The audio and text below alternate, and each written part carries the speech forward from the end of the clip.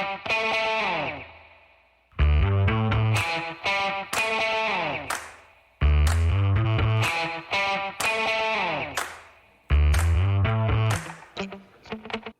folks. Welcome to another episode of Film Study. This is Ken McCusick.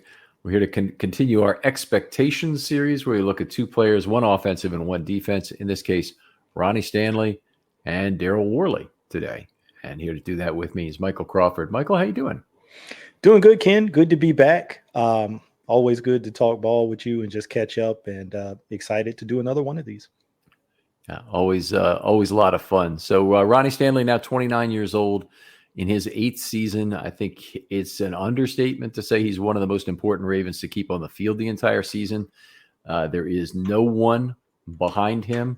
One of the interesting things is to figure out who would play left tackle if Ronnie Stanley couldn't go, which we can try and do, but it's an exercise in how far off the cliff do you have to drop and not is there a cliff there? Yeah, the way I kind of think about it is, and I'm not saying these are the only ways to think about it, but just how I organize it in my head is you can look at it as, do we want to use the shuffle the deck approach, where we take a guy who's a current starter like Morgan Moses and move him to left tackle, and then, obviously you got to backfill his spot at right tackle?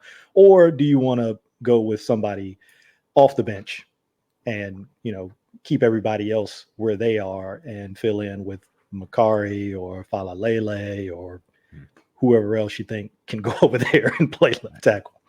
So that has been the Ravens' way, has been to make a 1-for-1 switch to try and maintain as much continuity on the line as possible. So they clearly value that. But anyway, obviously, if Ronnie Stanley's lost, it's going to be a very difficult season. When it happened in 21, it was a disaster. When it happened in 20, it was a disaster. It destroyed really both of those seasons in terms of the long range optimism that was there at the start of the season. He's healthy this year, he says, coming to some of the early activities. He said he feels better than he has in recent times. Now, you often get that kind of optimism from an athlete, but in Stanley's case, I think he's been a player who's been fairly reserved, fairly conservative, managing expectations about how other people feel about his injury. Yeah, you remember when he came back, right? Last season, Harbs had been pretty cagey about it and had gotten to a point even where there was almost, a perception, let me say that, because it's not anything that he said specifically, but towards the end where people were like, well, he's no longer on any kind of injury designation, but he's not practicing. And, Harbs gets to you're going to have to ask him, right? And then Ronnie comes out at some point and says, well, it was more than just that one injury that, had been reported. There was some other compensation stuff that was going on that people, didn't know about. To your point, I don't think that that's something he does regularly. But I think he felt like the narrative had started to kind of shift on that a little bit, and he wanted, to kind of push back on it. And, just the fact that he's not recovering from anything this offseason, right? Not having to actually rehab something where he can just kind of go through quote unquote normal offseason. I think that's big. It is big. There probably is still rehabbing going on based on A, what we've heard, and B, some of the still of what is missing from his game as recently as last year. So I think that we'll talk about that, and maybe we move on from the injuries here, because I think we can go back and forth a little bit on injuries. I do completely agree with you, though, that I think that's something that dialogue needs to be had between Harbaugh, who is trying to protect the team's interest in terms of what's going on with injuries, to not give anything away to opponents. Oh yeah, everybody's healthy, we're ready to go. Is his going to be his standard response to everything? And the way that naturally throws shade on individual players when they then are not ready to go. And that's I'm sure it is extremely frustrating to players. And if Harbaugh wants to be a player's coach to the greatest possible degree, then he won't do that crap. And he'll basically say, we're not going to discuss injuries, and have that be no comment be his only comment with regard to injury on all cases. I'm much more comfortable, by the way, if injury questions are completely off the table in any kind of interview situation in camp. Yeah, I think you and I have talked about this before, right? It's the Bill Belichick approach. Like, I'm just not going to talk about it. I'm not going to say anything about it. And Harbs, he'll make these statements about it and, sort of give off the cuff predictions about what he thinks is happening or how long or the severity. And then when it doesn't pan out and reporters naturally follow up with him about the things that he said, he gets angry. And then he says, I'm not going to say anything about injuries anymore. And he'll do that for a little while, but then he goes back into the same behavior. So you just like him to pick that one approach and say, hey, I'm just the approach that you mentioned specifically, make sure I'm being clear on that. I'm just not going to talk about injuries, guys. Period. That's right. So one of the things in the world of finance, if you're under NDA, this also comes up, or if you're in acquisition talks with somebody, is a common place. This is no comment is your only comment, and you're told about that. Are you guys in talks to buy? I have no comment. And that means that's supposed to be your answer, regardless of the situation. It's got like the Navy. We can neither confirm nor deny the presence of these weapons, kind of thing. It would just be the easiest way. And I know it would be frustrating because a lot of what the press wants to ask about is injuries, but you know what? There's a tremendous paucity of actual football questions at media things where there's a wealth of knowledge to take advantage of there. And in particular, even if Harbaugh doesn't like to talk about the Ravens scheme, ask Harbaugh to talk about the other team's scheme sometimes. He's great at it. Yeah. He's unbelievable. He'll go into great detail on that. Yep. And I'd like to see that change. There's plenty of other things to talk about. Like you said, I understand why the injury questions are asked. Obviously, they're super important, but just for the position that he's sort of painted himself in the last few years with these injuries and trying to respond to certain questions. And then, obviously there's been probably some cases where internally he's frustrated with where he thinks maybe a player should be and what they should be doing. And then having to get in front of a microphone and keep a lid on that internal frustration when you're being asked directly about it repeatedly, daily. Just don't put yourself in that position, and no comment can do that. Yeah. And if you do it enough times, and if it becomes even an angry no comment, as long as you're consistent in your no comment, it's the kind of thing that certain reporters who like to ask injury questions. Here's an example I can think of, but I won't name it by name. Certain reporters who like to ask injury questions will get the hint, and they won't keep doing it. Yeah. Even if it's important to you, if it is. But anyway, let's move on. Okay. Ronnie Stanley, big crossroads season this year, because next year is really the first time the Ravens have a chance to unwind the contract if they want to. I don't think they will. It's about an $8.3 million cap savings. They certainly won't get a good left tackle for that kind of money. No. It would have to be paired up with some play that drops significantly from where he was this last year. Yeah, and from what we saw when he came back last year, I didn't see any indication that he was trending in that direction. He certainly wasn't, sort of prime Ronnie Stanley, and he's talked about that. I think when he had some media availability back during the early camps and OTAs, he talked about how he thought it was solid. He would kind of rate his performance coming back last year as solid, certainly not where he thinks he can be. And of course, he's going to say, and he did say, I'm confident that I can get back to that level. I mean, what else is he supposed to say? I don't know if he'll get back to that level or not, because, there's mitigating factors. There's the injury history, there's age, all these things that degrade any, player. But even what we saw last year, maybe, one tick above that, if I'm being optimistic. But even if we get what we saw last year, that's going to be very good. In terms of this offensive line and, what his performance brings to the overall line and the offense. Yeah, a lot of value just from that. You're absolutely right. And as I scored it last year, I'll remind people that my scoring system is heavily weighted towards pass blocking, because pass blocking events have much more severity to them when they occur. And Ronnie Stanley does not allow many of the bad pass blocking events. So Very unusual for him to give up a sack or a quarterback hit. He mirrors extremely well, and his natural style is to give ground while maintaining his mirror. The sacrifice he'll make is giving ground while maintaining his mirror. And then Jackson has been exceptionally good at working with that and escaping trouble when he feels that blindside nearness of Ronnie Stanley and his opponent there. But he's been very good about avoiding that. Where he wasn't as good last year is as a run blocker. And fortunately, that's the less important thing by far as a left tackle. But what was really surprising is how difficult it was for him to get out in front of run plays the way he had in the past. Yeah. And I want you to kind of speak to that, Michael. I thought you were the perfect person to have on for Ronnie Stanley because I know you chart all the run game plays. And yeah, no, go ahead. I thought you were going to start simply, but yeah.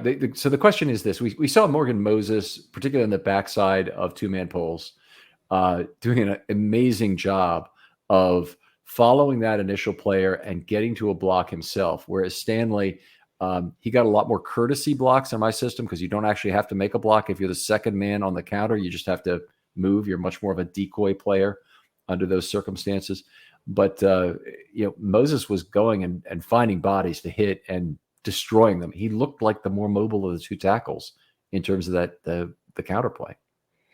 Yeah, you just have to wonder how much what he's had happened to his ankle, and then some of the compensatory effects from that affect his mobility now. He's still one of the more athletic tackles in the league, but we remember what he was at his best. And, if not number one, maybe number two in terms of most athletic tackles in the league. He hardly ever missed blocks in my system. And I, you can confirm this from your own old run blocking scoring or run blocking charting anyway, is that he's one of the few tackles who on the backside of run play. So it means the run play is going to the right and he's on the left side. He can still get out into level 2 and level 3 and help you make a block. If you're Bryant McKinney in that situation, you're just watching that play. Yeah. Good luck. Yeah. Good luck. Yeah. Being able to execute that backside cutoff. So if you can visualize this, like you just sort of laid out, if the run's going away from you, let's say it's going to the right, and Ronnie Stanley would ideally want to get one of the inside linebackers, probably the backside inside linebacker, right? Because the play side guys are going to be flowing too fast. It's going to be hard to get those guys.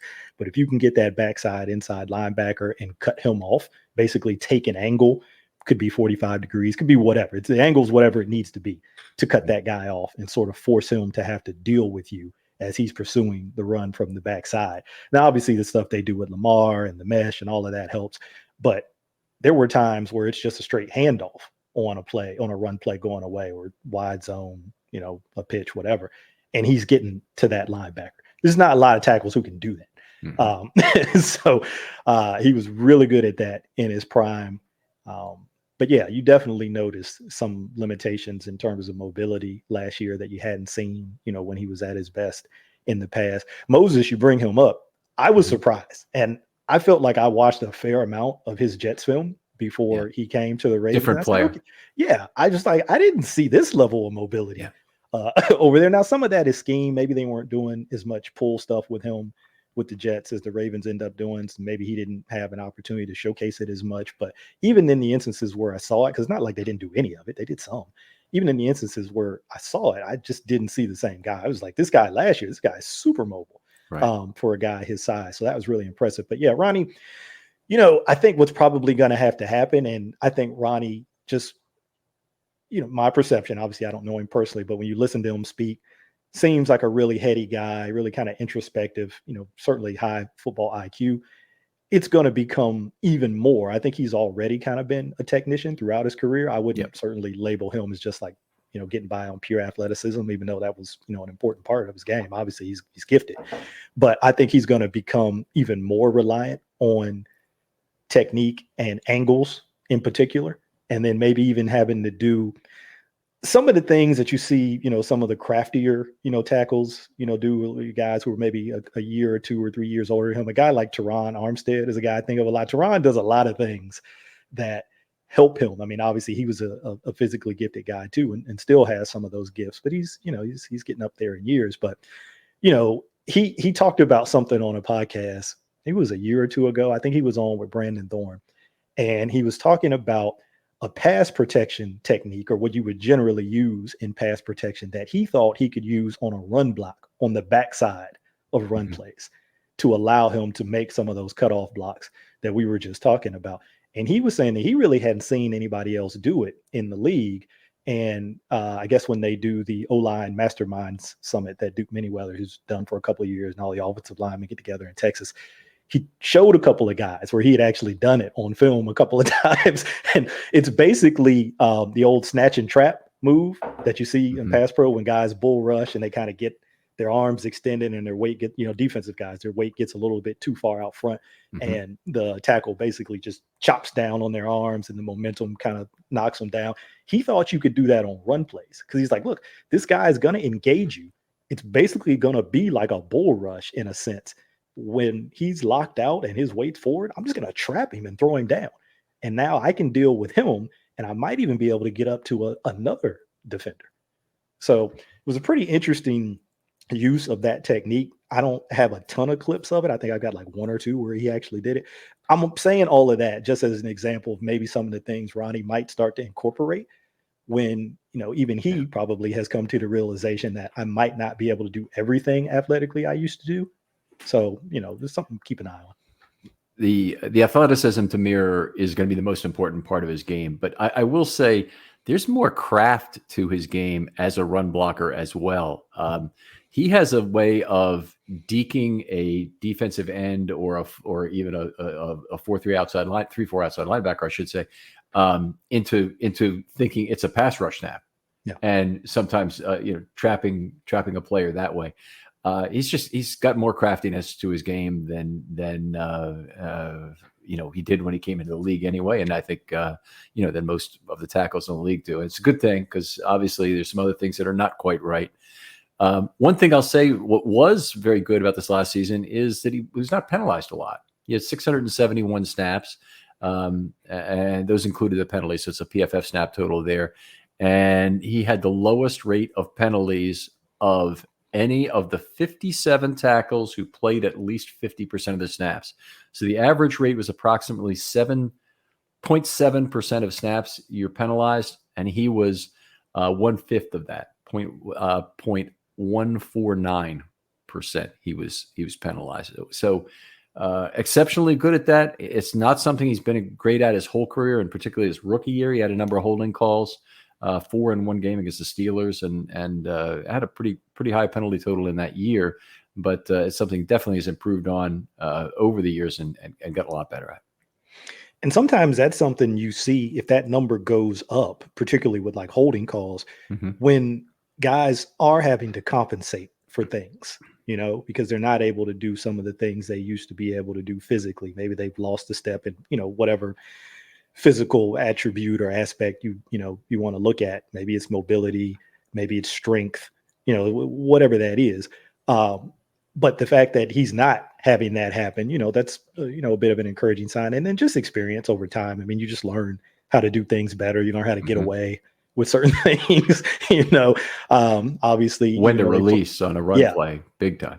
Exactly. And obviously they play different positions, but he was around, one of the best of all time. And Marshall Yonda, you're going to soak up a bunch of knowledge from a guy like him. Even though you play different positions, there are going to be certain blocks and certain techniques that are going to have carryover from position to position. And, if that's somebody who you've had the ability to learn from as a young player.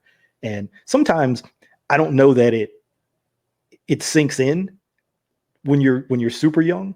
Like the vet's explaining things to you. He's showing you things. You're like, yeah, I got it. You get in the game and you don't really got it. It just takes time and reps and experience. And then it kind of starts to click and it's kind of like, oh, okay, this is what he meant. Okay, this is when you do this. Okay, this is where you put your hand. And if this happens, you refit it and stick it in here and the ref won't see it and they won't call that a hole. I think it starts to, just sort of sink in a little bit more with more time and experience. I wanted to ask you one other thing from your charting of the game to see if you'd noticed this is Ronnie, I'm watching him be clearly slower clearly not as mobile on counter plays as Moses is. And one of the questions that comes to mind is it not just the injury, but is he somehow managing effort differently? And I don't mean to say he's taking plays off or whatever, but maybe he knows he's more likely to be a decoy on the play. He knows that every time he plants and turns upfield and whatnot is a risk on that ankle. That he's going to just take it easier and be a little safer. Make sure he doesn't trip over anyone. Make sure he doesn't fall anyone's legs in the pit there. I wonder if there's an effort and injury management component to that. I mean, I think it's a fair question to ask. I mean, I think what I would be comfortable in saying is that there's definitely a mental adjustment to returning from injury, not just a physical adjustment. So sort of getting yourself back to that confidence level of where I can do everything that I need to do, not just the things that I've worked on and planned to do, but even more reactionary stuff where there's something that's happening that I got to react to mid-play without thinking about it, without having that slightest bit of hesitation in my mind that I don't know if I can put my full weight on my ankle. I don't know if I can plant and make this cut. I don't know if I can stop and drop my anchor. All of those things, right, that I think are only natural to go through a player's head when you've been through what he's been through. And, you've kind of had some fits and starts, in the past before you were able to kind of really get back out there on a regular basis. So I wouldn't be uncomfortable saying that maybe there was a mental element to it last season that just, trying to get back to fully trusting, those parts of his body and just, being able to comfortably ask them to do the things that they need to do. And it's totally different player, different position, everything. But Marcus Peters talked about that last year, just not having total comfort and confidence in I think it was the knee with him. Yeah, that's often cited, I would say, with injuries. Is you just got to. It's part of it's getting over the injury. The other part is getting the confidence to really plant and dig and move the way you used to. And some of it could be the management part that you're talking about too. It might not just be the mental part. It could be a more physical management thing that, hey, I need to, kind of be smarter, basically, about how I approach some of these things and how I do some of these things. And then there are going to be moments in games where you just, it's balls to the wall. You just cut it loose. But maybe, when I'm not necessarily in those situations, maybe I do take a little bit more of a managed approach where I can. You can spin that either way. People can hear that and that's crap. I don't want to hear that. I mean, I think some of that is smart, as players get older and their bodies change and they have to, play the game, slightly differently to make sure they can get through games healthy and do all the things that they need to do. I actually think it would be smart, if that's something they're consciously doing. I got to think some of them are. Right. I mean, Randy Moss has been one who was accused of taking plays off in the past. And I think, a lot of NFL wide receivers do it, and if their number really isn't part of the initial read sequence, that they're taking it easy on their route. They want to run their route. They just want to run it maybe a little slower than they normally do, half a tick slower. And the unfortunate thing about that is if you had tap outs, sometimes you can have tap outs, by the way, but if the team's running no huddle, they can't have you tap out. They'd probably rather have you take the play off. Yeah. And the thing, but if you want to get fresh receivers in to continue to tire those defensive backs, you can also do that because defensive backs generally are not changing. They're certainly not changing on a play-by-play basis. They may change on a by-series basis. But I think the old Baylor wide receivers college football team back in the day were like the most extreme example of that. Like the guys that were away from the primary read, they weren't running at all. They just didn't run. It's not I'm jogging or I'm kind of half-assing my route. It's no, I'm not running. And the coaches were fine with that because they said, look, we're running like 100 plays on offense. And a lot of them were pass plays. And these guys are running a lot of routes and a lot of vertical routes down the field. So look, if it's not your time, hey, throttle it down. We're going to need you when it is your number, when we do call your number. Now that you don't see that in a lot of other places, not to that extreme, but no, hey, I get it. I mean, that was their approach there. The Houston beating SMU 95-21. I don't remember how well you remember that game, but happened, I think, in the late 80s, early 90s. And it was a famous coach who was on the losing side of this. And he was, he was all hellfire after the game. But what he complained about was that Houston and DeMarcus Ware was the quarterback at the point. I think it might have been Klingler might have even been the second quarterback that came in, but it was somebody else. But Dorcas Ware was the guy who started the game, and he had 771 yards passing in that game, and then he got pulled, and somebody else came in and had 200 yards passing or something. But anyway, Houston had a 95-21 win, and they were the first Division I team ever to gain 1,000 yards of offense in a college game. So what they did is they kept rotating in receivers the entire game. And obviously, Houston, first of all, has tremendous depth. And SMU at the time was just coming off the death penalty. So everybody was either a sophomore or a freshman, and they were having to rotate through their guys and, try and keep fresh bodies on the field. But they were down to their last couple of defensive backs, I think, as well. Or, they might have had one extra or whatever, but they were down low in defensive backs. And, just couldn't keep up with the SMU guys, or sorry, the Houston guys. And ugly game. I don't have all the details about that, but I every so often, like once a year, I have a craving to go back and look at the statistics from that game and just how ridiculous it was. But anyway, kind of a cool one. Yeah, we won't.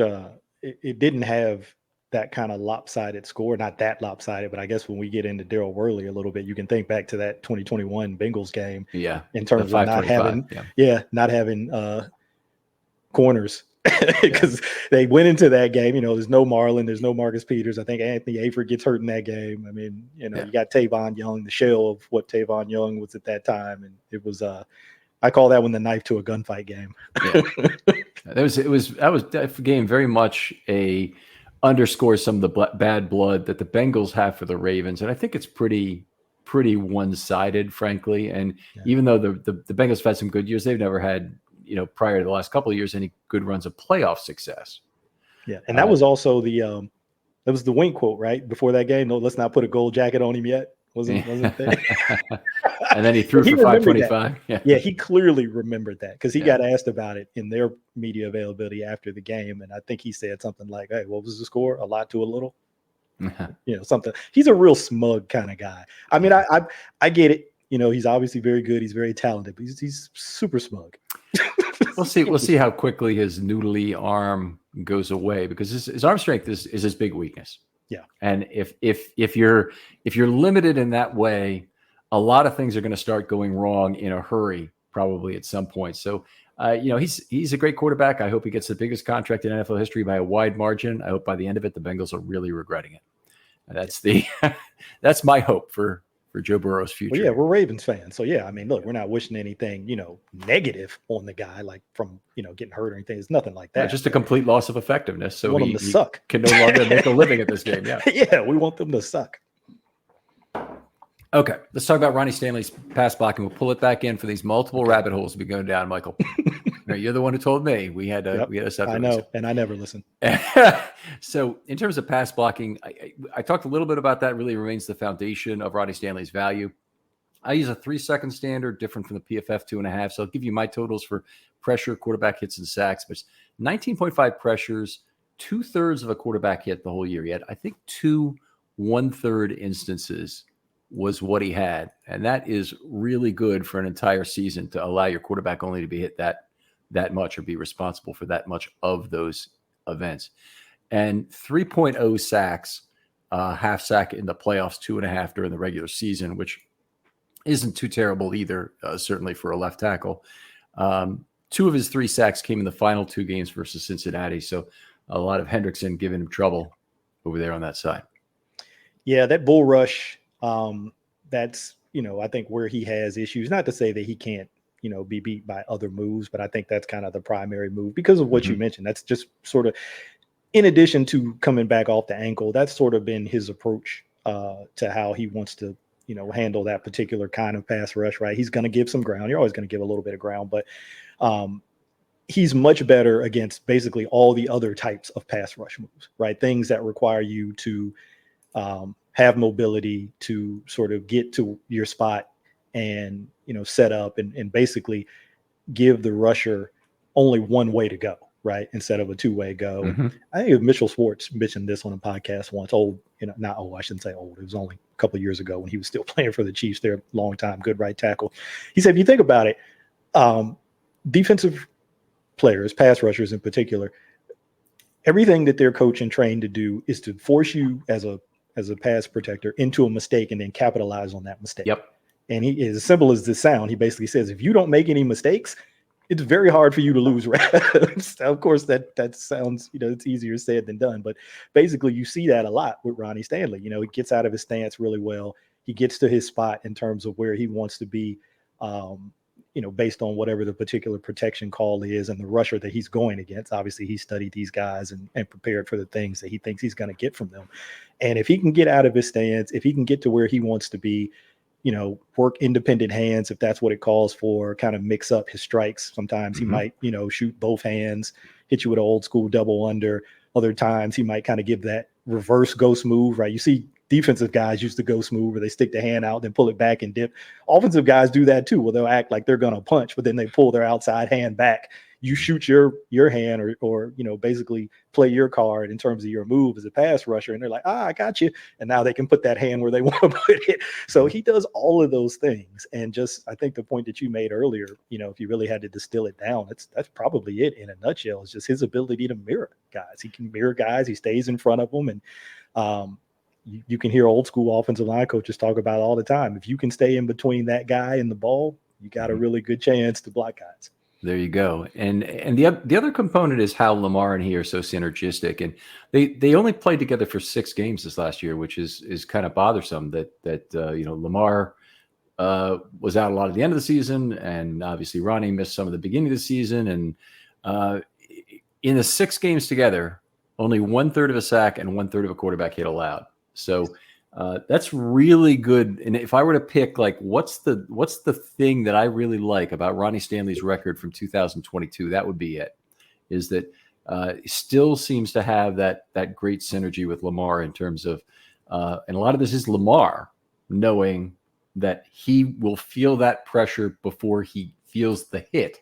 Yeah. In terms of being able to get out of there and make a move. And Lamar also, of all quarterbacks in the league, is one of the greats at feeling that pressure and then doing ungodly things to get away from it. Something we saw in the Arizona game week 2 of 2019. I recall any number of times, might have been as many as 3 times in that game, where he reversed out to his left to avoid pressure that was occurring on that left side and ran for positive yardage. And it's just, avoiding sacks in that way, very unusual. Because first of all, right-handed quarterbacks don't want to be flushed left. It's usually very bad. But, for whatever reason, I guess maybe they talked about it beforehand. Maybe Ronnie said that, look, this guy's going to get pressure. Let me see if I can kind of bait him to the inside.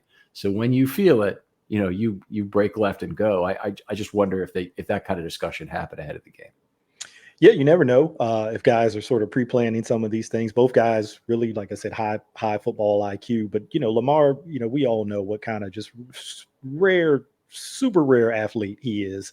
You can think back. I can think back to times even at Louisville, and it's carried forward through the NFL where, technically, by sort of textbook way of looking at some of the things that he does and reactions to certain things, you'd say, that's actually not the way you would coach it.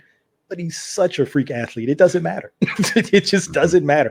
You'll see plays where it's like that, where he's avoiding pressure and getting out of, potential sacks and getting positive yardage or making throws. You'll see things in the run game where you're like, oh, he missed the read.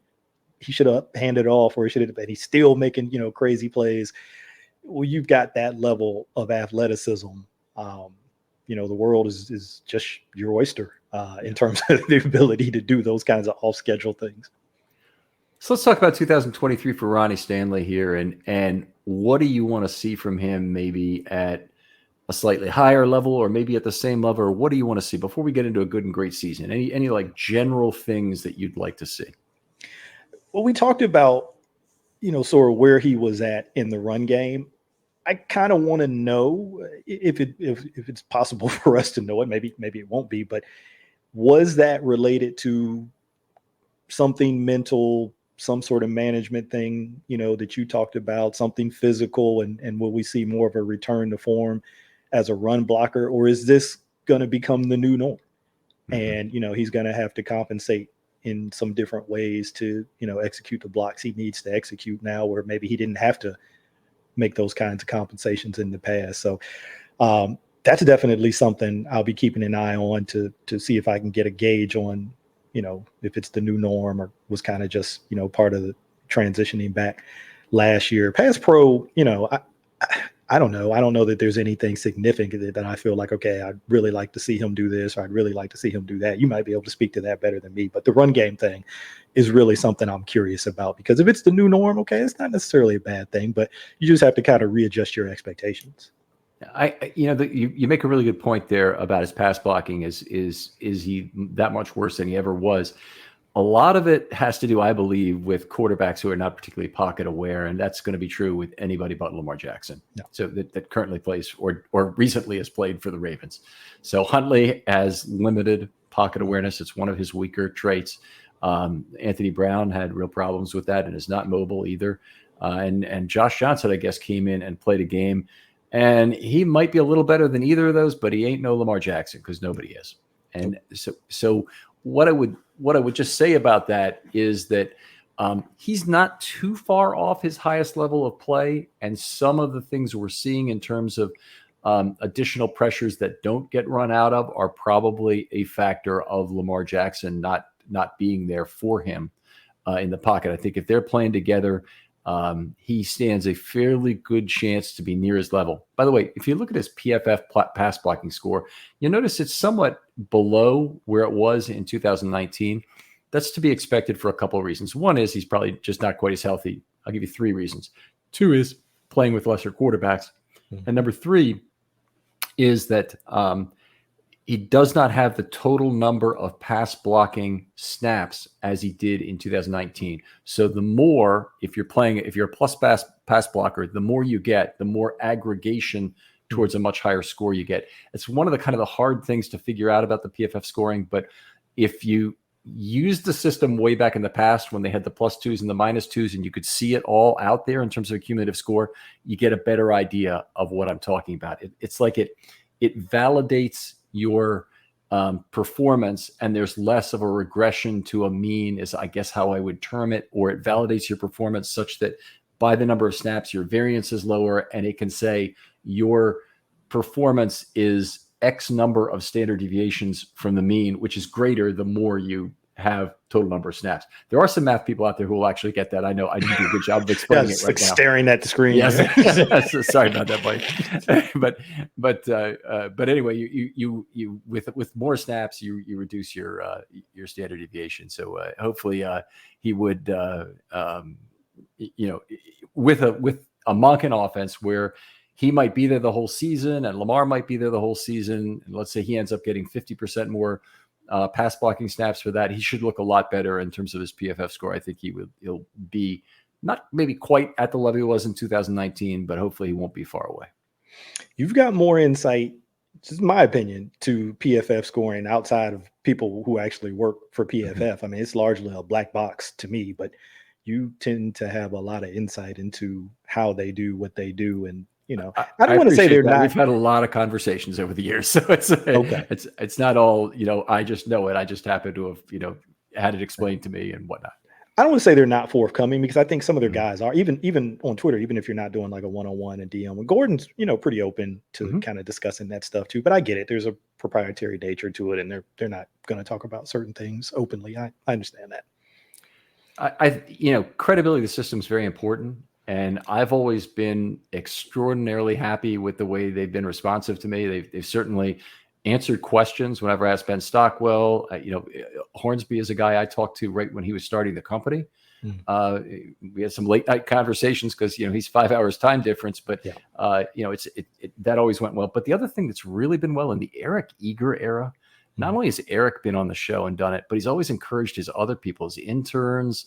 Timo Riska, Brad Spielberger. Now, I don't want to name drop all over the place, but I'm just telling you that the PFF people are great at being responsive and really digging into their methodology a little bit. And particularly when it's not a grading methodology by play, where there's a proprietary nature to it, and they're talking about cap or they're talking about something else they're looking at on a one-off basis. They're perfectly happy to talk about it. Yeah, the analytics stuff. Yeah, and Brad is.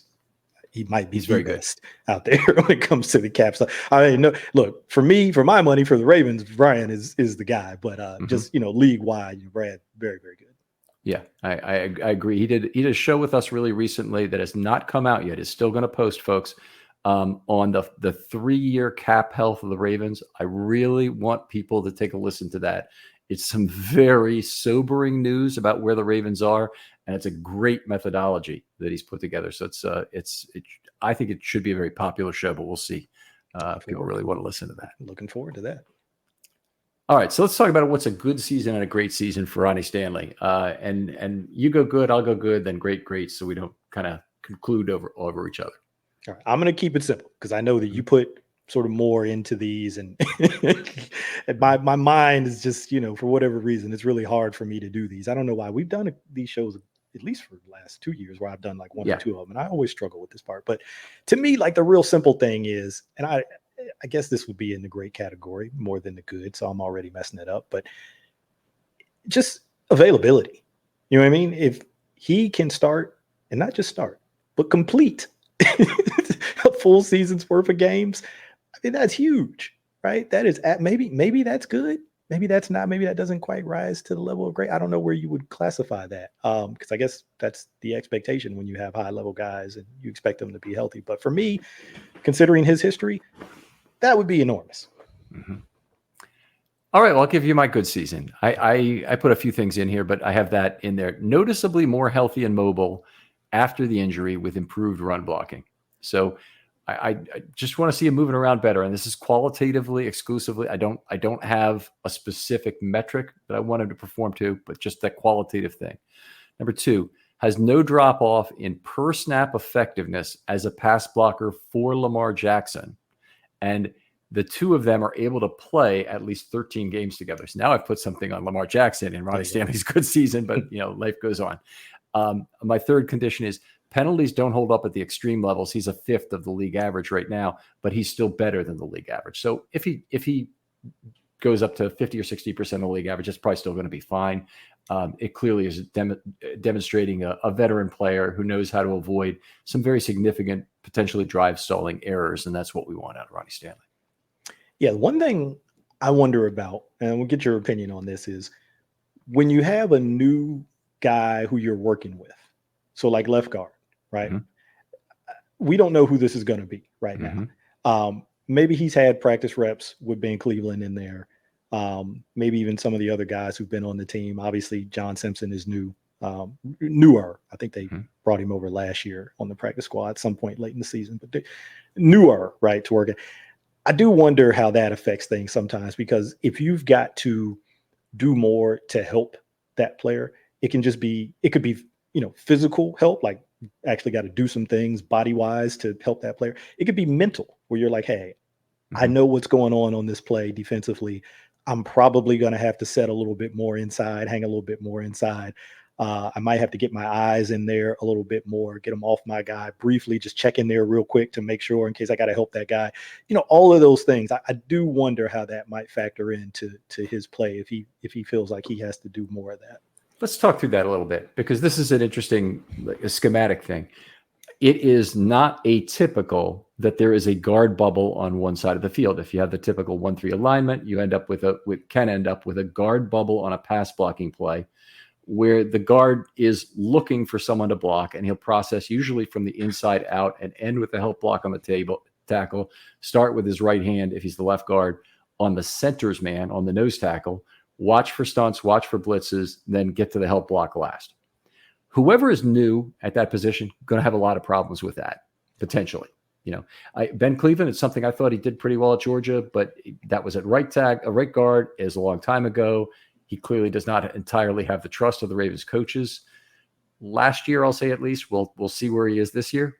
But the fact that they're already looking at Saleh and Simpson and mentioning them before they're mentioning Cleveland in the totem pole of, hey, can you list out some players who might play left guard? That to me is not good news. Now, maybe he's trying to send a message to Cleveland. Maybe he's trying to say, hey, it's not your job to lose. It's your job to win if you come in here and work your tail off.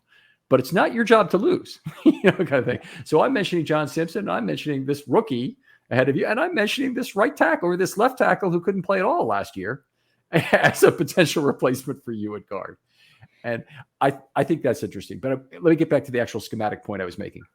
The left tackle, in most situations, he's never without a dance partner on a pass play. He's always got some responsibility. What he has to concern himself is when he is not going to get help.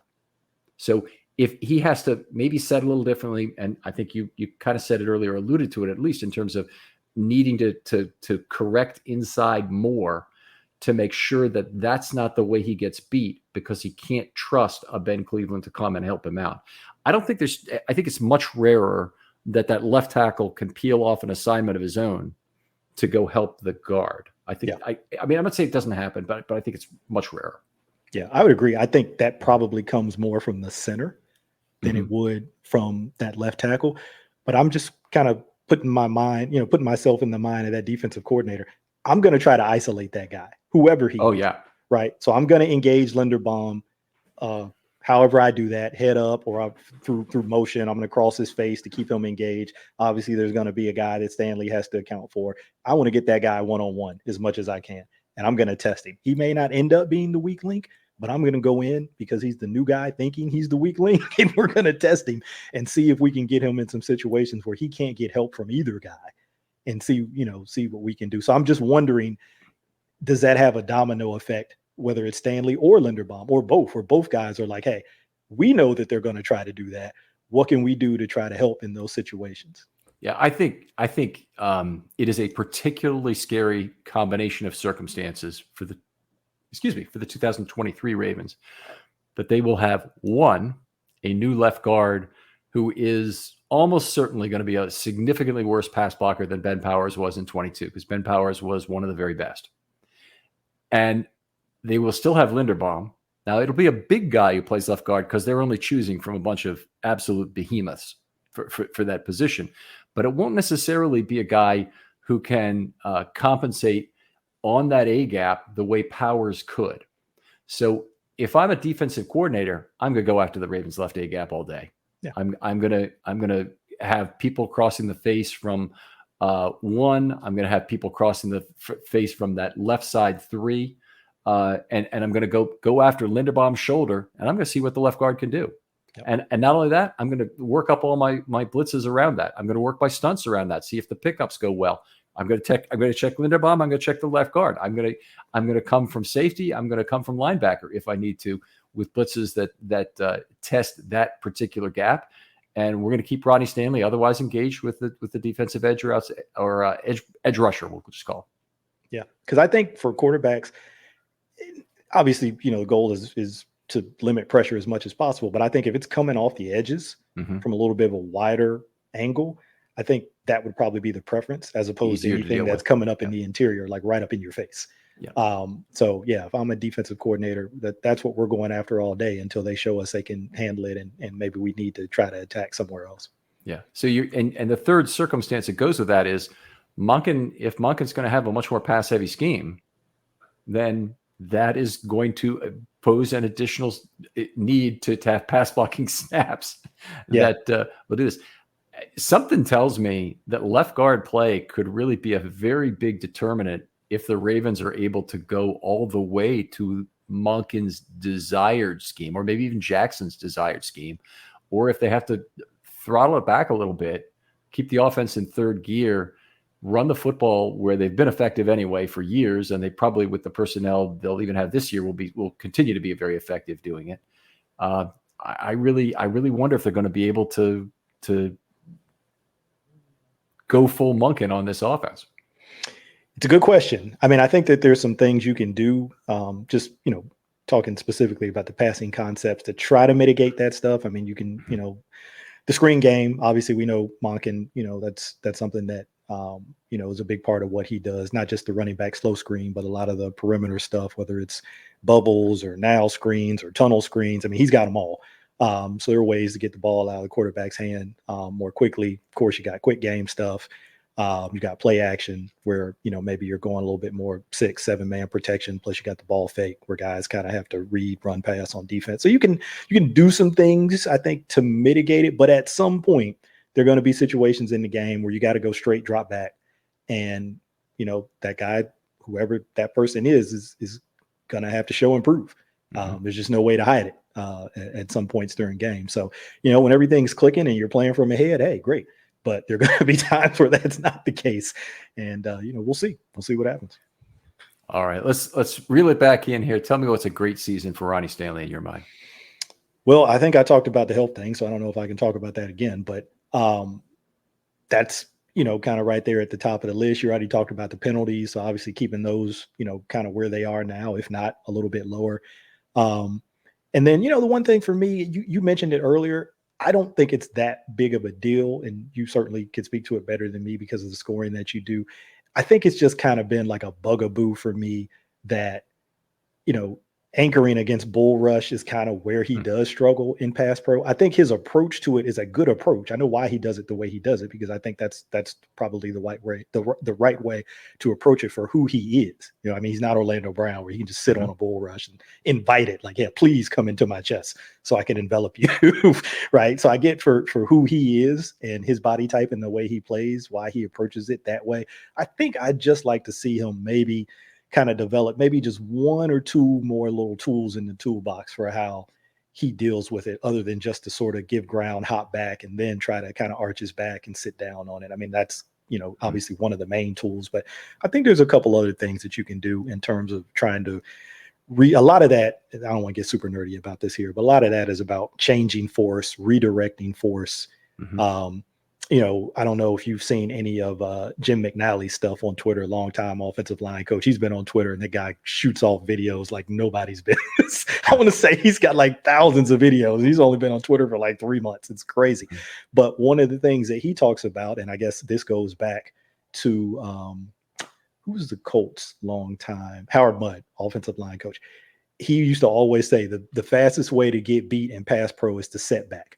He was not a guy who believed in taking, deeper pass sets. He wanted to take the fight to guys right away, right? Whether it's jump sets, whether it's up kicks, however you want to term it, that first strike right off the snap of the ball. And then maybe you take a kick back, where you're kind of throwing off the timing. It looks like you're going to jump him, but then Joe Thomas used to do that all the time. He'd shoot his hand, then take a kick back. You're like, wait a minute, is he jumping me? Oh no, he's not jumping me. So the guys kind of hesitate a little bit coming out of their stands. Just to maybe employ one or two of those other little tools. That's a great point. I think when your main one that you go to is that kind of give ground, hop back, and drop your anchor, that can be tough because those guys, particularly like Hendrickson and some of these other guys, I don't know that you can survive against them throughout the course of a game if that's your only tool for handling their bull rush. Yeah, it's a great point. And in particular, what you're talking about, be very effective against pass rushers who regularly go to their toolkit for a compound move. They have a Euro step. They want to go to a spin move and whatever. Your first move as an offensive line, as a left tackle, you don't want to disrupt that compound move. So a first strike does that very effectively. If you throw off the guy's timing, you're doing it. And believe me, pass rushers have a lot of timing as well that they're having to work through. And the good ones really have an internal clock that tells them about, almost like the way how to click a mouse, and what a double click is, how often those. It's a funny story about this. I got to tell it, even though we're 53 minutes in and we still have a player to go here. But they were trying to teach my old boss, who was not a computer guy, how to use a mouse for the first time, and he was having a lot of trouble mastering the double click. So he would go click, click like this. It's like no, it's click, click like that. That's yes. My mother-in-law is like that. There's like a little bit of a pause, kind of a longer than necessary pause in between that second click, and then there's an overcorrection, and then it's like click, click, click, click, click, and it's like, wait a minute, you only need to click it twice. You just clicked it like 6 times. So. The other one, I couldn't get this across to my mother, but she was in the last years of her life using a computer. And they had computer classes at the retirement community she was at. And all they taught her in this retirement community was how to cut and paste, basically. It's the most important thing you can do. Cut and paste, just move information around, be able to write things in a different order. You know how important it is because we all use Word a little bit. But when she was trying to learn how to cut and paste, she's trying to write down the keys. Okay, let's see. I hit Control V or Control C and then Control V. You can't write it down. It is a physical activity. It's supposed to be that. It's arranged that way in terms of the keys. No, it's Control C, move it, Control V. Control C, move cursor, Control V. Don't try and write it down. She goes, no, that's the way I learn. I have to learn it that way. No, you have to learn it with your fingers. It's like learning to open this doorknob. If I had to teach you how to do that, I'd say you grasp it, you turn it. There's a timing and rhythm, man, to so much of these things. And to your point about pass rush and pass blocking, there's definitely a timing and rhythm to that. And I'm not saying he's got to do that a ton throughout the course of a game. You do it once or twice, particularly early on. That guy doesn't know when it's coming the next time. Sure. So now that's another thing that he's got to think about. He's going into his the advanced game. scouting mind there. He's going into the game with his plan for what he wants to do with certain rushes in certain situations. And you show him something that he didn't anticipate. Now he's like, oh, wait a minute. Now he's doing that. Okay, what's my counter to that? So the chess match, continues. All right, let me finish with a great season because we got to get this going, buddy. Right. I have the following. I have better health, lets him play 16-plus regular season games with increased per-snap productivity in the run game and more total pass blocking snaps in which to excel. So I'm not expecting an increase in pass blocking productivity. Per-snap productivity with Jackson for 16-plus games would be terrific. An effective Ravens offense puts him back in regular Pro Bowl discussion. Ring of Honor candidacy gets back on track. And there is no question about his 2024 contract value. I think there's likely to be no question anyway, but certainly we don't want there to be any question if he has a great season. Sounds like a great season to me. He checks all those boxes. I don't know what else you could call it. There you go. All right, my friend, we ready to move on and talk some Daryl Worley here? Yeah, and see, I don't feel so bad because I'm like, are we going to spend a ton of time on Daryl Worley? So I don't feel so bad about going a little heavy on Rob. Let's see. We're at 56 minutes. We'll just take a reading of the clock, Michael, because you and I can find our own rabbit holes to step into. But Daryl Worley, now 6 years of accrued service time over 7 seasons.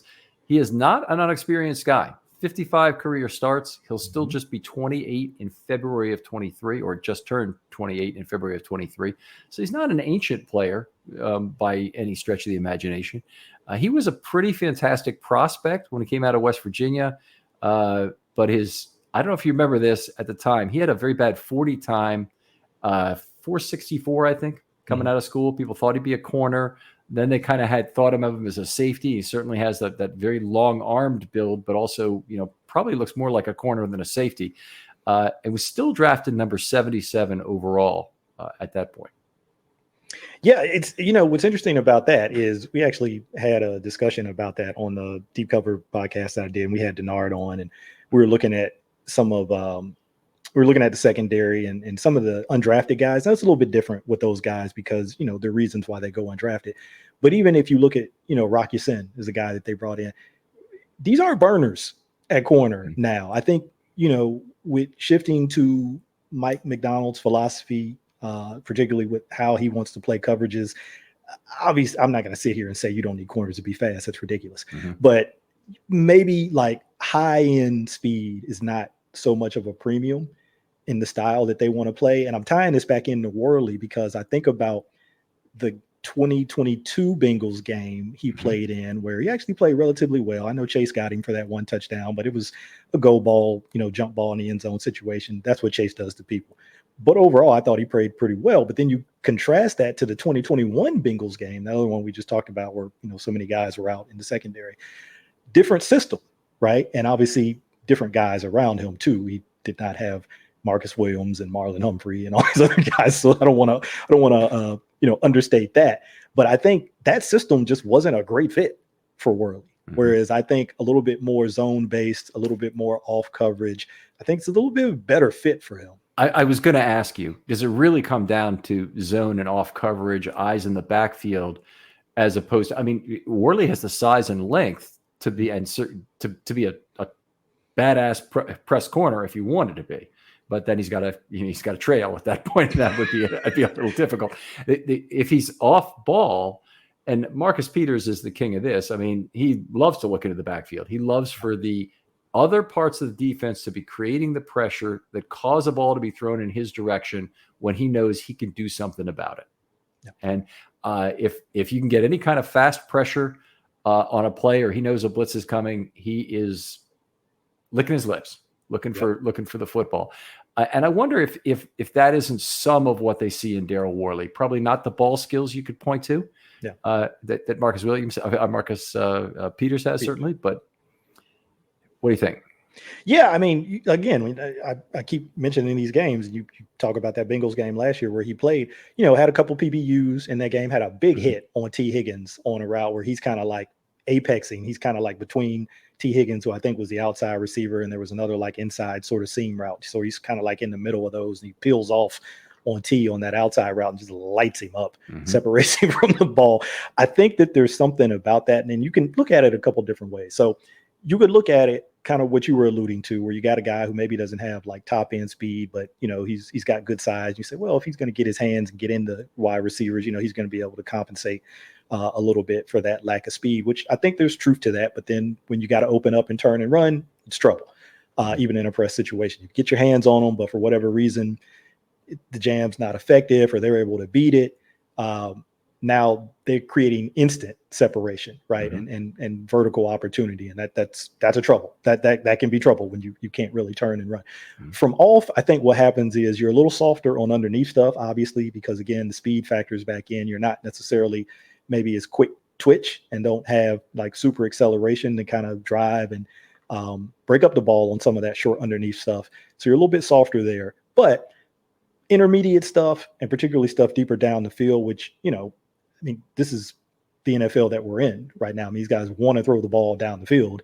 They started to adjust, I would say, a little bit last year when you're seeing kind of prevalence of more of the too high, coverage shell, the Fangio type stuff. Now guys are starting to realize, hey, we got to keep it underneath a little bit more. But I think you can look at that speed thing both ways, right? In both, sort of coverage philosophy. So I think with him, it gives him more time, which that space gives him more time to kind of see things, right? And I think he's got pretty good instincts and is able to kind of adjust on that intermediate and deeper stuff. But the short stuff, you're going to be a little soft on some of that, and you're just going to have to come up and make tackles. Well, the Week 18 game versus Cincinnati you referenced earlier, where he had a great game. I mean, he was targeted 10 times, so they were picking on him, but it was only 52 yards. I mean, so, first of all, 5.2 yards per corner per target for your corners.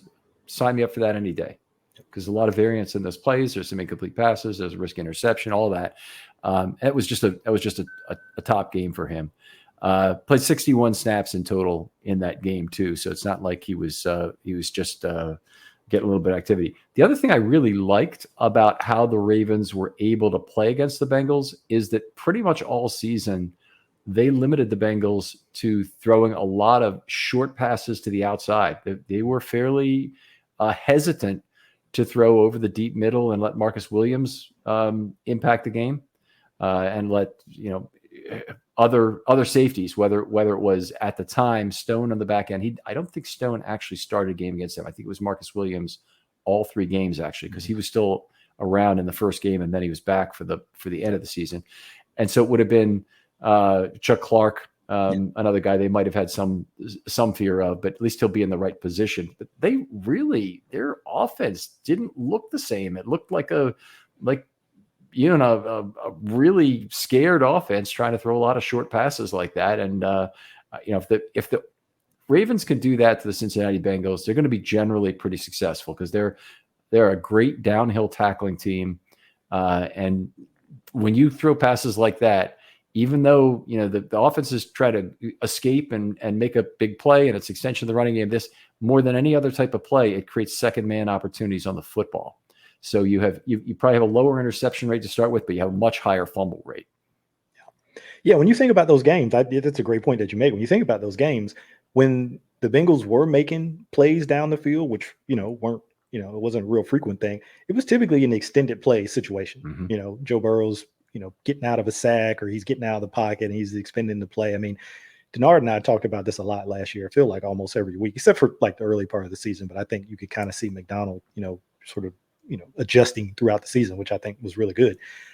We always talked about keeping the lid on the cookie jar, Like that was the thing, right? With him, he was going to keep the lid on the cookie jar as he sort of learned more about the guys that he had and what their strengths were and what kinds of coverages and what kind of calls really suit them, right? As opposed to, I think early on, it was a little bit more of, well, here's the stuff that I want to do. I think these things are going to be good in these situations. All right, well, that sounds great.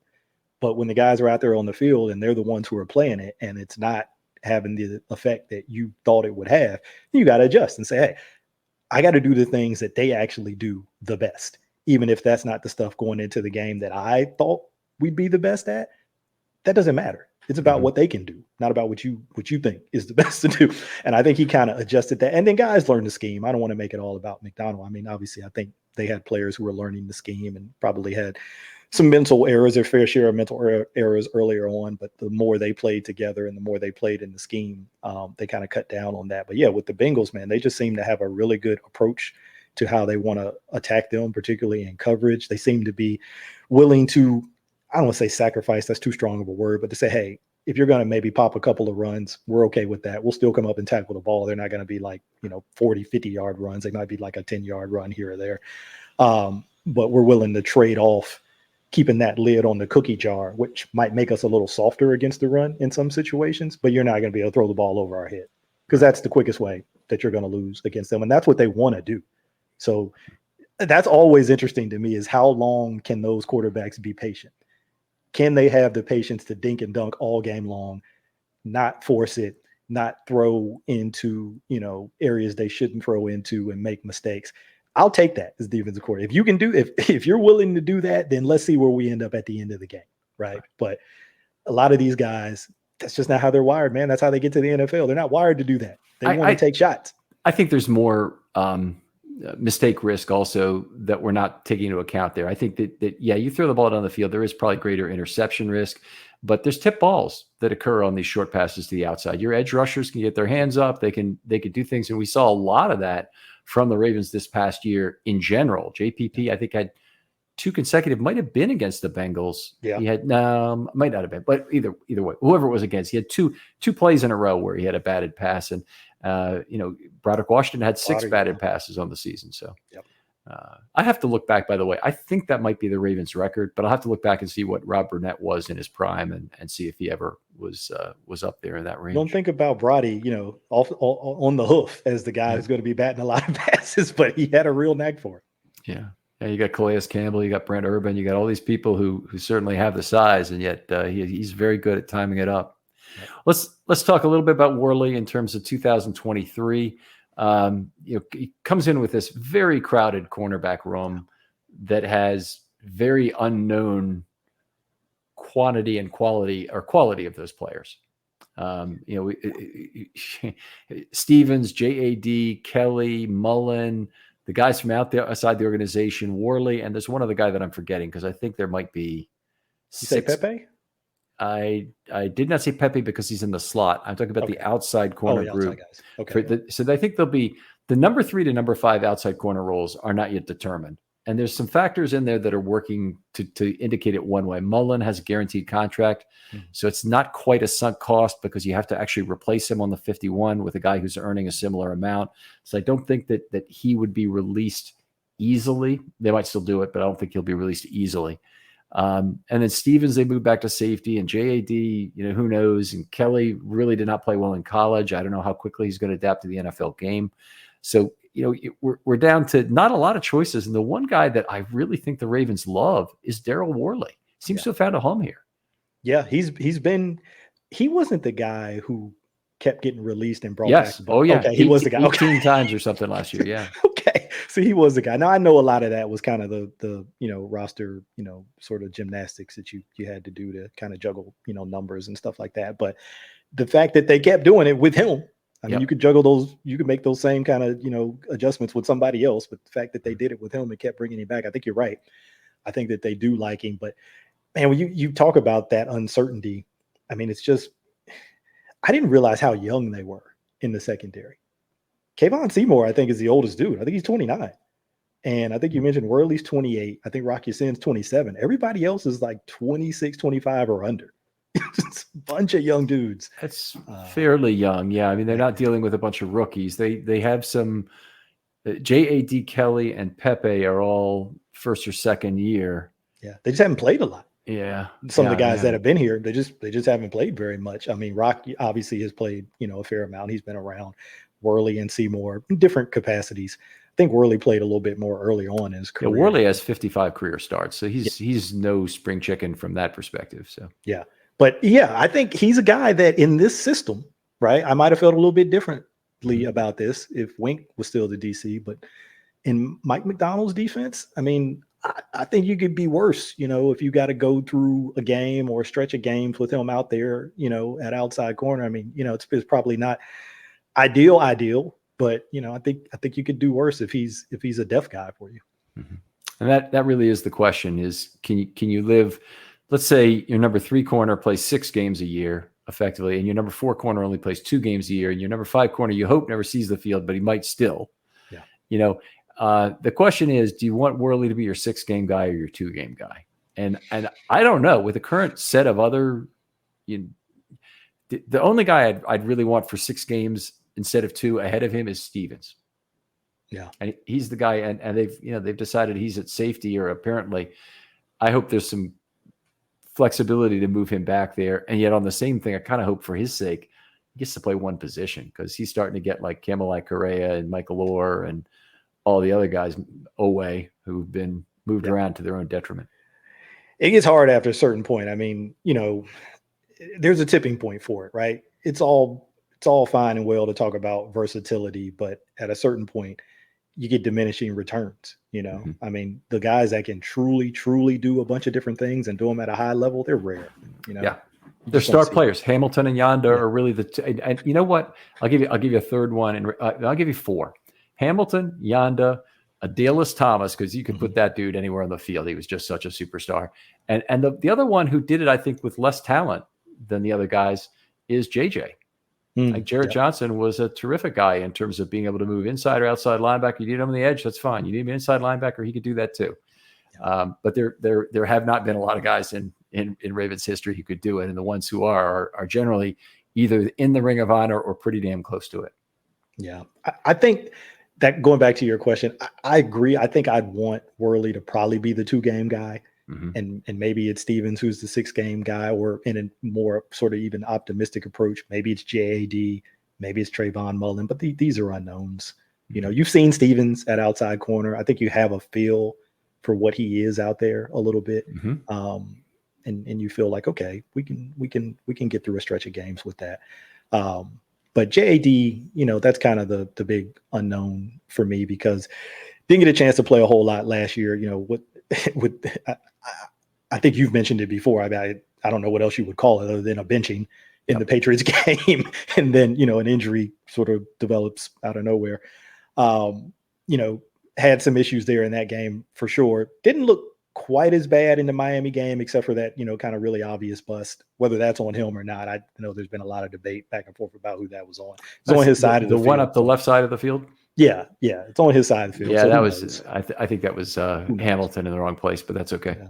But made a couple of plays in that game too. Mm-hmm. So an athletic guy too. But injuries have been the bugaboo. Going back to Alabama, it's not like it just started in the NFL. He dealt with some stuff there at Alabama too. So I guess the one thing you can say about Worley is he's available, and that's pretty important.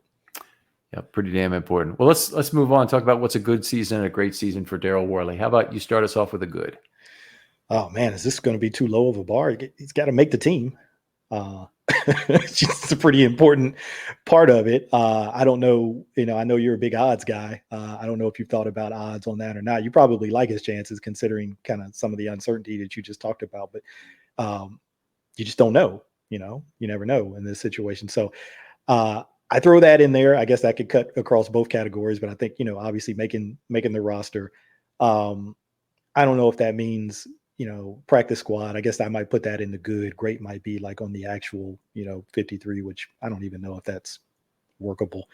But yeah, I'll go with that. I'll say making the team and being probably on that practice squad roster and maybe getting a couple of call-ups.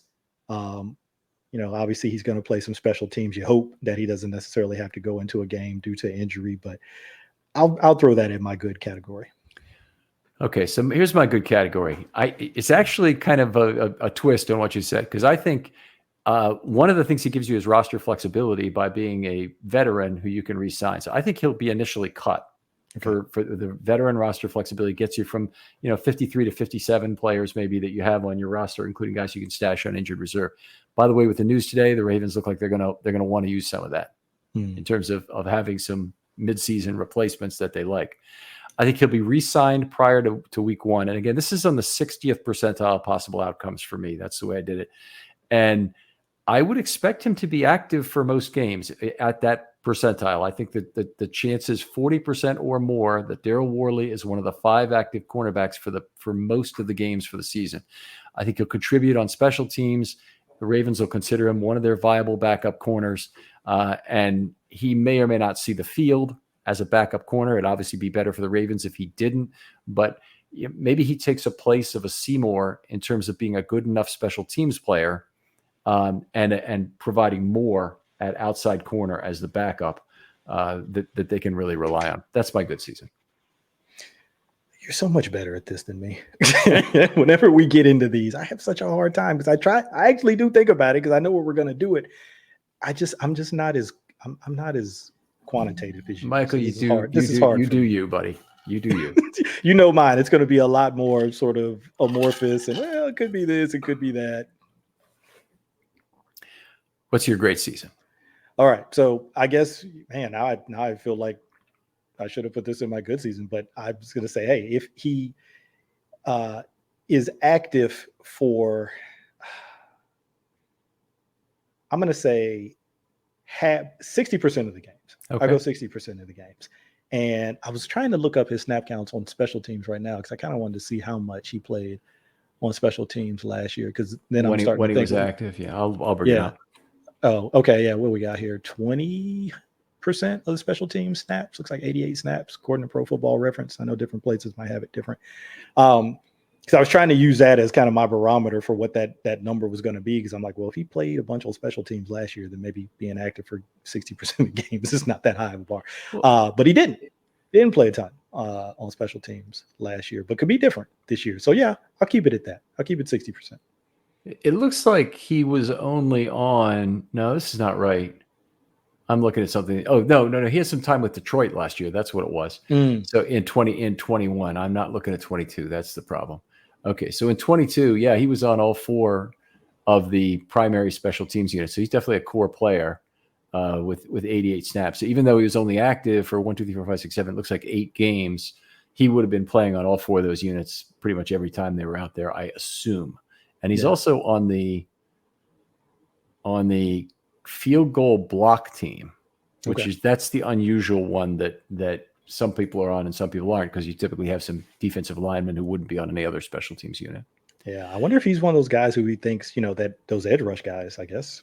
Maybe they think he's got a little ability. Could be the Anthony Mitchell guy that you drop off the line of scrimmage to make sure you're So anyway, I'll give you my great season here is what I said for the good season, plus he plays at a league average level when the need arises for 150 plus snaps at corner. So I think we're gonna see him on special teams. I actually think he'll probably be active for most of the games. Your target of 10.8 games, or actually, I'm sorry, it'd be 10.2 games with it, 17 game season times 60%. But that's still, I even think that might be a little low. Yeah. I kind of would want more than that from him, but I think if he's going to be valuable to the Ravens at corner and be their number 4, number 5 corner at the worst, then he probably ends up being a special teams guy they're relying on week after week, because the guys they deactivate typically are the last guy at certain position groups, the last running back, the last defensive lineman, the last offensive lineman for sure is a guy you typically see deactivated. So I think Worley would be in a group where he's got too much value on special teams to be sat and would be too close to the top of the totem pole on the outside at corner to not be active either. Yeah, I think I'm hoping one of the younger guys, what Greg Roman used to always say, grabs the brass ring. That's probably what I'm trying to factor in there, but that's probably being pretty optimistic. All right. Michael, I can't even tell you how much I appreciate the quality of these conversations. Your knowledge of football is at such a high level. And, one of the things about Michael folks don't realize is just how much effort he's gone to self-train. And it's not like you self-train yourself at coding, but he's gone out and sought the knowledge. Obviously, you hear him talking about a lot of individual coaches and what they think. Well, that's because he's going out and he's watching their videos. And he's also done a lot of work with the Scouting Academy materials to get that. Did you ever get all the way through that? Or I got through, let's see, I want to say if you do the whole thing, it's all 8 position groups. I want to say I did 6. Okay. Well, still outstanding.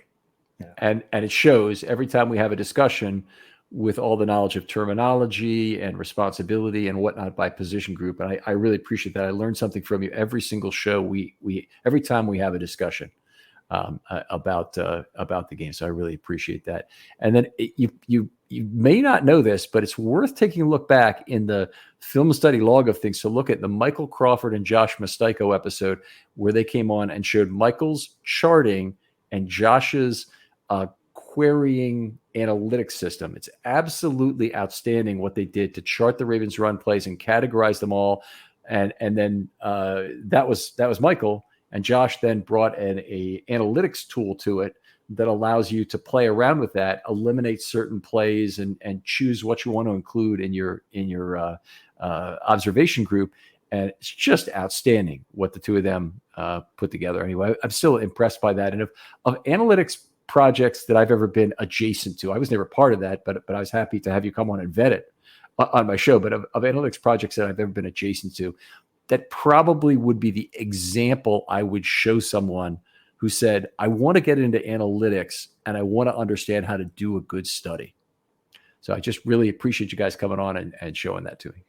High praise and very kind words. I could not have done that without Josh. And, we had a lot of optimism for what we wanted that to be. I think it was good. It was very good. But man, if we could talk about it some other time, some of the other things that we were hoping to do and planning on doing and had talked about doing, and you've got life and other thing going on. Sure.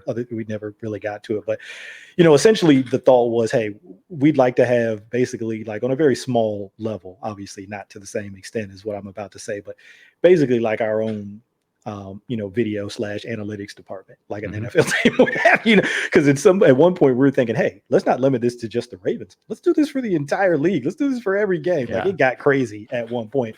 And there were ways where we were probably able to get the film and cut it up in automated fashions. Josh had kind of developed that, so that was going to speed up things quite a bit, but you still got to do the charting. The charting would be an amazing amount of effort. But I wanted to get a team of charters. That was the idea. I was certainly wasn't going to try to do it myself. So we'd reached out to some people and had meetings. Like we were trying, and things kind of just never were able to get off the ground on that. But still, it was really fun. Charted run game since 2018 up until last year. So don't know what I'm going to do this year, but it was great. I people who know me or follow me on Twitter know I have a fondness for Greg Roman. That's not going to change. It's not going away. I'm not apologizing for that because I think there was a lot of good to the stuff that he did. So it was really fun to kind of dig into his offense. I know I shared with you, we had some of the old 49ers materials, which there was a lot of carryover from that stuff to what they were still doing with the Ravens. So you were able to kind of get some insight into what they were doing and learn it a little bit more. I actually have tried to teach myself coding. I have not had the success with that. Tried to learn Python and R that I've had learning. I don't want to make it sound like I've been successful learning football. I know a minuscule amount. But I'm happy that I've been able to learn what I've learned. Well, Mike, always a pleasure to have you on. Tell folks where they can talk football with you online. Still on Twitter. Haven't left the Bird app yet and gone to Threads. So at Abukari, Abukari. Still doing the Deep Cover podcast with Chris Aguilera and Kerry Stevenson. Actually just released an episode today, kind of a training camp preview where we go through offense and defense rosters, position group by position group.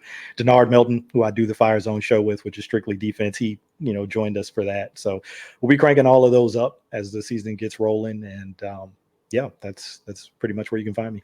All right. Make sure you give those podcasts a try. Michael's involved. They're good. I've been a guest on maybe both of them, but definitely one of them before, and really enjoyed the discussion. They're all good football people who are fun to talk to. Other folks out there, if you'd like to be on a film study short, hit me up with a DM on Twitter. Opportunities are getting a little thinner with camp about to begin, and obviously a number of other reporting elements of that coming to the front with all the changes that occur. And I'll still try and find time, maybe for one short per week. So go ahead and give me a DM, and I'll respond to it very quickly. Michael, thanks again for coming on. Appreciate you having me, Ken. It was a blast. And we'll talk to you next time on Film Study.